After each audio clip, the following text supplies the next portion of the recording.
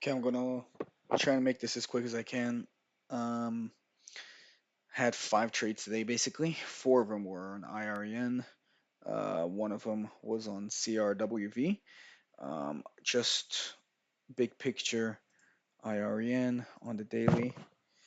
Um, we had this massive run up. Just see how many trades I've taken recently on it. Massive run up here on the daily. Nice doji technically, and then break. This really happened after hours yesterday. Um, this can be seen here. Basically opened, closed the day. It flushed a little bit. I guess just took out some stops here. Even maybe went past here and then boom, just absolutely ripped. That was after hours. And then pre-market today, the continued rip.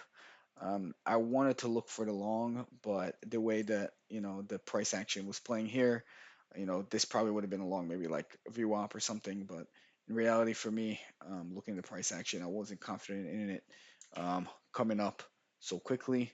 At least not this early on. I hammered it here at 43.65, which is right here. It did pull against me, but it was like the tip of this candle. My stop was right here above at 43.94, 2 cents above the tip of the candle. I did not get hit, and mm, it rolled over. I got out here at 42.81. Really, really nice exit here at the edge of this candle, considering how much more juice it really gave. It gave another 20 cents and then bounced. When it bounced, I saw it here on VWAP. And then again, I said, I don't know, I have this wick to play off of over here. I could risk like 20 cents. Let me hammer it again. And that's what I did. 42.18 was pretty close to VWAP. I hammered it right here. And then I took it out here at 67, really super low down. Thought maybe it'll go through, maybe not, but this was plenty good for me. Continuing on in the day, I was kind of hesitant to play this long here. Saw these dojis or whatever, but I don't know. I saw this weakness and I thought it could just roll over again. So once I saw the strength and then it accumulated here in VWAP, this really was kind of like a gamble, like 50-50. I really wasn't sure where this is going. But I said maybe here it's coming, support for VWAP, and then continuing higher. That was like the initial move. I got here at 43.21. I really tried to get as close as I can to VWAP, and it came really low down here, um, ripped higher, and then when I saw it coming back down the second time, I said, okay, I'm good with that. I took 5 cent profit. In theory, I just wanted to cut it. It didn't matter to me what was happening. It looked like it could roll over. I didn't like it, and then that completely changed my bias and made me think, okay, you know what? This is kind of like a nice clear high that I could put a stop on. Let me try to take this short. So I took it short over here at 43.38 with a stop over 33.50. It's a 12-cent risk. And I saw this flush down here, and I was thinking that buyers could be stepping up over here. Sorry, this candle I'm referring to. I saw this flush, it broke all these levels, took out stops, and I said this needs to continue. As soon as I saw the buyers come back in, I just cut it out, and it ended up being like literally a break-even trade. Maybe I lost less than 1 cent, 0.74 of a cent. So for me, I just knew like this should have continued downwards, and it didn't, and I was happy to take that break-even trade. Last trade for me was CRWV.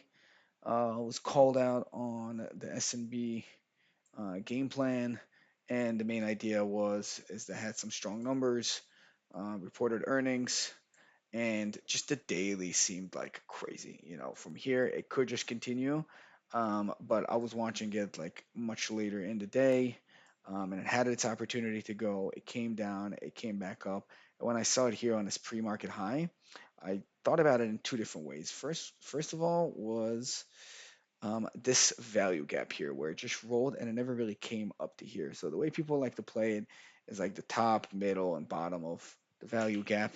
This would be considered the bottom because we got up to here. Um, Middle 50%. And I said that the 50% is also the pre-market high. So this is a really interesting level to hit it off of. And my interest was not the best because, if I really tried to fight for price, I could have gotten like much higher up here. But over here, I thought maybe it could already roll over like really, really early, but it didn't. My entry was right around here, 109.22, and my stop right above there. Now, It's the interesting thing is that the tip of the candle is 94. 2 cents above that is 96. I was really thinking, you know what? We're so close to like whole number. I'm just gonna do 110.01, just like right above 110. If it goes up 110, I'm out. And obviously, can be seen it was like 5 cents away from my stop. So worked out. I got lucky, and it did roll over. I took it out here where I basically got 3.5 R's on the trade, and I said I'm very happy with that. That's good enough for me. Close to 4R. It did end up continuing, and I was debating if to really go for these lows over here as my profit target, but I don't know. Once I saw it here with a little bounce and coming down, I thought it might fake me out, and I just said, you know what, 42 right here is good enough. That's what I took it, but you know what? They gave another $2, so my 3.5 4R could have turned into 7 8R. All good. I was not watching it here on this touch of view up.